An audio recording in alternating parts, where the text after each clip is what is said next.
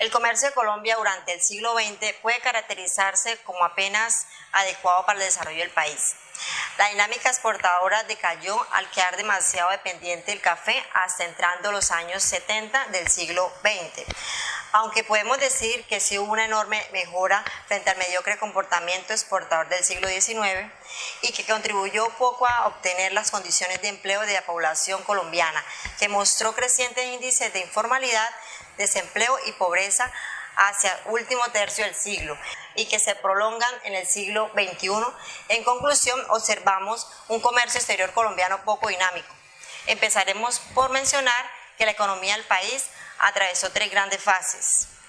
Primero, fue la época dorada de fuerte expansión entre 1905 y 1930. Una época dorada de fuerte expansión a pesar de la Gran Depresión.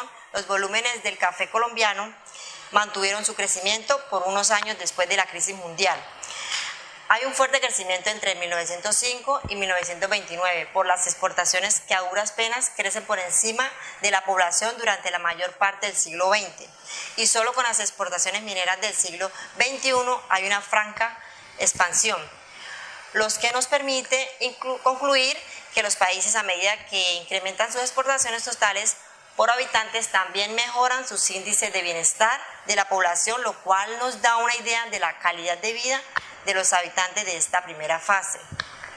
Segunda fase, estancamiento, monoexportación y racionamiento de divisas, que comprende de 1939 a 1968. Esta fase se caracterizó por las restricciones a los mercados europeos de la Segunda Guerra Mundial, que va de 1939 a 1945.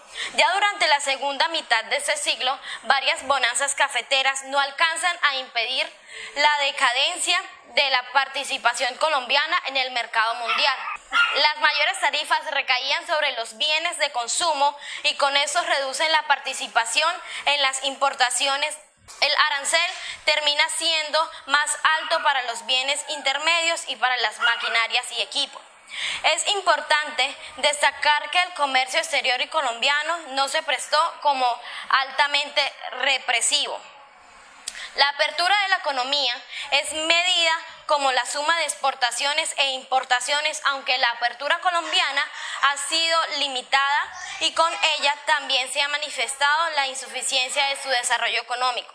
La depresión de los años 30 hace perder el valor al peso, pero solo hasta el año 1937. La evolución de los términos de intercambio, que es una razón entre los precios de exportación y de importación, es de altibajos afectados por las dos guerras mundiales, auges entre 1905 y 1914, 1922 y 1925, un deterioro importante entre 1929 y 1945. La tercera y última fase es la diversificación y expansión moderada, que comprende 1968 hasta el año 2000. Comenzó como una fase de promoción activa de exportaciones, apreciándose una diversificación en la canasta exportadora del país, lo que quiere decir que el café deja de ser el eje de las exportaciones del país y donde las actividades mineras y el petróleo cumplen un papel importante. Esta diversificación se produce por la introducción de incentivos. Primero, la tasa de cambio deslizante o ajustable. Esto es con el objeto de neutralizar los efectos de la inflación. Segundo, devolución de impuestos. Tercero, facilidades para importar insumos sin arancel, que nos dará como resultado el auge de las materias primas, factores que van a dirigir una mayor parte de las actividades productivas hacia el exterior y que terminan por reducir la participación del café. Otra característica de esta fase es la suscripción del Convenio Internacional del Café, donde se establece un sistema de cuotas y consiste en retirar del mercado las cantidades de café que representan exceso de la oferta con respecto a la demanda de los consumidores. Con esto se buscaba la estabilidad de los precios y la contribución y fortalecimiento de las economías de los países productores. En esta etapa culmina en la especialización en minería e hidrocarburos, que supera el 62% de los ingresos de exportación, con lo cual tiende a frenar el resto de las exportaciones del país y a sustituir la producción nacional por importaciones.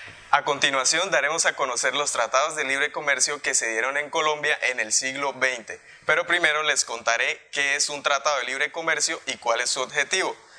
Es un acuerdo mediante el cual dos o más países reglamentan sus relaciones comerciales con el fin de incrementar los flujos de comercio e inversión y por esa misma vía su nivel de desarrollo económico y social. Entrando en materia, en los años 70 Colombia hace parte del Pacto Andino, un acuerdo que abre fronteras con países como Chile, Venezuela, Perú y Ecuador, introduciendo un arancel cero, es decir, sin impuestos, a muchos productos, generando un área de comercio que fue muy positiva para el país. En 1996 inicia el G3, conformado por Colombia, Venezuela y México.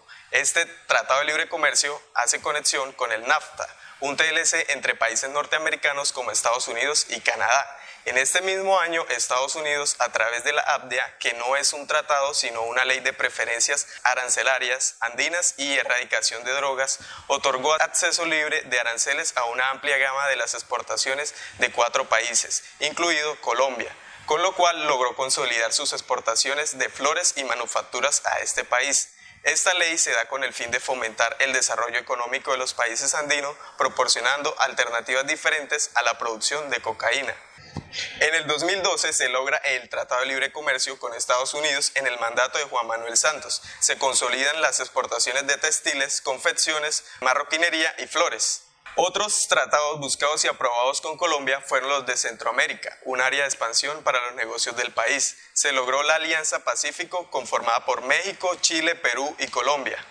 Para Colombia se trata de integrarse más a fondo con las economías de los países vecinos y a la vez con las economías más grandes del mundo, siempre en busca de un crecimiento positivo y alcanzar pleno uso de los recursos productivos del país.